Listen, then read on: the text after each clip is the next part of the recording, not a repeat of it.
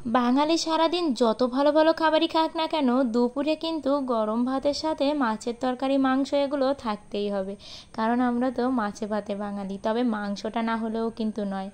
নমস্কার বন্ধুরা, জয়ের রান্নাঘরে সবাইকে স্বাগতম জানিয়ে আজ নিয়ে চলে এসেছি দুপুরের দুটো মজার মজার রেসিপি। একটা হচ্ছে খাসির মাংসের পাতলা ঝোল, আর অন্যটি হচ্ছে রুই মাছ দিয়ে কাঁকরোল আর আলু দিয়ে একটা দারুণ রেসিপি। তাই সবাইকে বলবো ভিডিওটি না টেনে শেষ পর্যন্ত দেখবেন। শুরুতে এখানে আমি হাফ কেজির মতো খাসির মাংস নিয়ে নিয়েছি। বরের খাসির মাংস খেতে ইচ্ছে করছিল, তাই নিয়ে চলে এসেছে, তাই তো রান্না। তবে আমার আর আমার ছেলের খাসির মাংসটা খেলে একটু বেশি প্রবলেমই দেখা দেয়, মানে অ্যালার্জির। যার কারণে আমরা যখনই এটা খাই একটু একটু অ্যালার্জির ওষুধটা খেয়ে ফেলি। শুরুতেই দেখুন, ওই যে আমার রান্নার প্রসেস তো প্রায় একই, আমি সব কিছুই মাখিয়ে রান্না করি, বেশিরভাগই আমি মাখিয়ে, বিশেষ করে মাংসটাকে আমি সবসময় মাখিয়ে রান্নার চেষ্টা করি। এখানে আমি মাংসের ভিতরে দিয়ে দিয়েছি চুই ঝাল, আর দিয়ে দিয়েছি পেঁয়াজ কুচি, রসুন কুচি। এখানে আমি কোনো বাটা পেঁয়াজ দিচ্ছি না, তবে কিন্তু রসুন গোটা দিলেও আমি অল্প রসুন আদার সাথে বেটে দেব। আর দিয়ে দিয়েছি জিরা বাটা, আর দিয়ে দিলাম শুকনো লঙ্কা বাটা, আর পরিমাণ মতো লবণ হলুদটা দিয়ে এবার আমি হাত দিয়ে ভালো করে মাখিয়ে নেব। খুন্তি দিয়ে মাখালে না আমার আবার হয় না। তবে একটা সময় ছিল যখন ঝালে হাত দিতেই অনেক বেশি ভয় লাগতো। আর এখন মেয়েদের জীবনটা কতটা জটিল, তাই না বলুন? দেখুন, একটা সময় যে কিনা ঝাল বাড়তে পারতো না, সে আজ দেখুন হাত দিয়ে কিভাবে ঝালের মাংস মাখাচ্ছে। আসলে মেয়েদের জীবনে কত কিছুই না শিখতে হয়।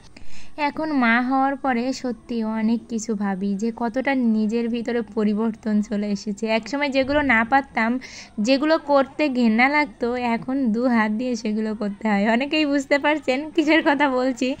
আর না, সত্যি আসলে মাঝে মাঝে অন্য কথা না বললে না, একঘেয়েমি রান্না দেখতে দেখতে আপনারাও বিরক্ত হয়ে যাবেন। তাই তো দেখুন, এখানে কিন্তু ভালো করে চটকে চটকে খুব সুন্দর করে মাখাতে হবে। মাখা যত ভালো হবে রান্না কিন্তু তত বেশি মজার হবে। আর তেল দিয়েও আমি এটাকে ভালো করে মাখিয়ে হাত ধোয়া জলটা এর ভিতরে দিয়ে এবার ভালো করে নেড়েচেড়ে এটাকে কষিয়ে নেব। আর এখানে আমার প্রিয় বন্ধুদের বলতে চাই, আমার ভিডিওগুলো ভালো লাগলে অবশ্যই লাইক করবেন, কমেন্টে আপনাদের ব্যক্তিগত মতামত জানাবেন, আর আমার চ্যানেলটি সাবস্ক্রাইব করে পাশের ঘন্টাটি বাজিয়ে অল অপশানে সেট দিয়ে রাখবেন। দেখুন, খাসির মাংস না এখন কোনো কালারই আসবে না, কারণ কষাতে কষাতে পরবর্তীতে যখন নামাবো না, তখন দেখবেন কালারটা কতটা সুন্দর এসেছে। আর দেখুন, আগে না আমি সত্যি রান্নাও পারতাম না। আমার বিয়ের পরেই কিন্তু রান্না শেখা। যা পারি মোটামুটি, আপনারা অবশ্যই এই প্রসেসে খেয়ে দেখবেন, আপনাদেরও ভালো লাগবে। আর এখানে মাংসটা একটু কষে আসতে আমি এর ভিতরে দিয়ে দিলাম গোটা রসুন। আর এই মাংসের রসুন খেতে কিন্তু আমার হাজব্যান্ড এবং আমি ভীষণই পছন্দ করি, এবং এই রসুনগুলো খেলে কিন্তু অনেক ধরনের রোগ ব্যাধিও কমে যায়। আর দেখুন, এই কষানোটা কিন্তু প্রায় কাছাকাছি। মশলা দিয়ে কিন্তু তেল ছেড়ে দিয়েছে, মাংস দিয়েও কিন্তু তেল ছেড়ে দিয়েছে। এবার এটাকে ভালো করে কষিয়ে নিয়ে এর ভিতরে দিয়ে দেব আলু। আলুটা কিন্তু একটু দেরি করেই দিতে হবে, কারণ মাংসটাকে অনেক সময় ধরে কষাতে হবে, তো শুরুর থেকে আলুটা দিলে না আলুটা গলে যাবে এবং গ্রেভিটা একদমই নষ্ট হয়ে যাবে। এবার এই পর্যায়ে আমি আলু দিয়ে এটাকে ভালো করে নেড়ে চেড়ে নেব।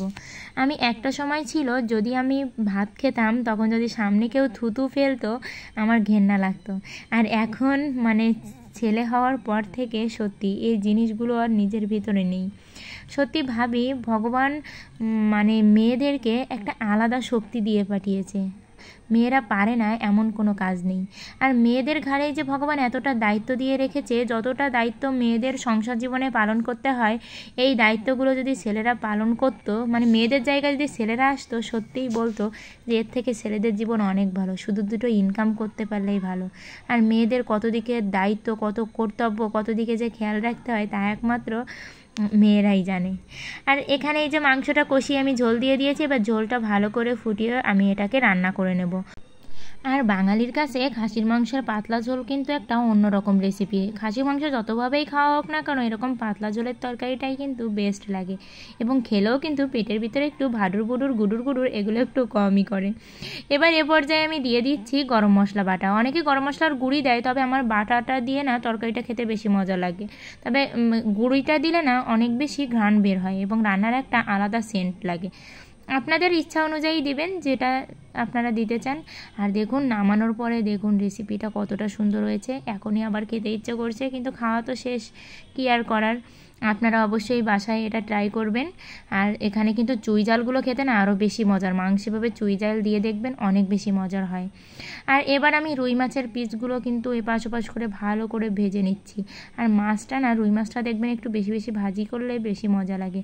মাছগুলো ভেজে সেই তেলের ভিতরে জিরা ফোড়ন দিয়ে আমি কাঁকরোল আর আলুটা দিয়ে দিলাম। শুরুতে না আমি করলা বলে ফেলেছিলাম, তাই আবার ভিডিওর ওইখান থেকে সাউন্ডটা কেটে দিলাম। আসলে মানে এই দুটোর ভিতরে না আমার ছোটোবেলা থেকে গুলিয়ে যেত। আমি ছোটোবেলায় ভাবতাম আসলে কাঁকরোল করলা এই দুটো জিনিস আবার কি, পরে বুঝলাম। তবে আমার কাছে না কাঁকরোলটা তরকারি থেকে ভেজে খেতে বেশি মজা লাগে। তবে আমার বরের ভীষণই কাঁকরোলের ঝোল পছন্দ, তাই কিন্তু এই রেসিপিটা করার। দেখুন একদম সিম্পলি মানে অনেক বেশি মজার হবে এই তরকারিটা। এবার ভালো করে আমি এটা ভেজে নিয়ে এর ভিতরে জল দিয়ে দিলাম। জল দিয়ে এর ভিতরে পরিমাণ মতো লবণ হলুদটা দিয়ে দেব। লবণ হলুদ দিয়ে আমি এর ভিতরে দিয়ে দেব কাঁচা লঙ্কা, চেরা কাঁচা লঙ্কা দিয়ে আমি ঢাকনার সাহায্যে এটাকে ঢেকে রান্না করে নেব। আর এই কাঁকরোল না ভেজে খেয়ে দেখবেন, কাঁকরোল ভাজা দিয়ে না ঘির মতো একটা আলাদা ফ্লেভার বের হয়, যেটার জন্য আরও বেশি মজার হয়।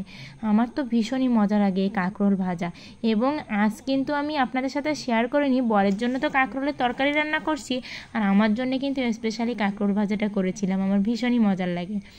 আর এই যে তরকারির ভিতরে মাছগুলো এবার ছেড়ে দেব, ছেড়ে দিয়ে আমি এটাকে নেড়ে চেড়ে ভালো করে রান্না করব। আর এখানে আলুটা যেহেতু সেদ্ধ হয়ে এসেছে, আমার আবার একটু ঝোলটা একটু মাখা মাখা না হলে না ভালো লাগে না, তাই তো আমি হাতার সাহায্যে এখানে আলুটাকে ম্যাশ করে দেব। আর এবার দিয়ে দিচ্ছি জিরা বাটা। আমি এখানে অন্য কোনো মশলা ইউজ করব না। জিরা বাটা দিয়ে তরকারিটাকে 2 থেকে 3 মিনিটের মতো জাল করেই আমি এটাকে নামিয়ে নেব। দেখুন দেখতে কতটা সুন্দর হয়েছে, আর তরকারির ওটা না ভীষণ মজার হয়েছিল।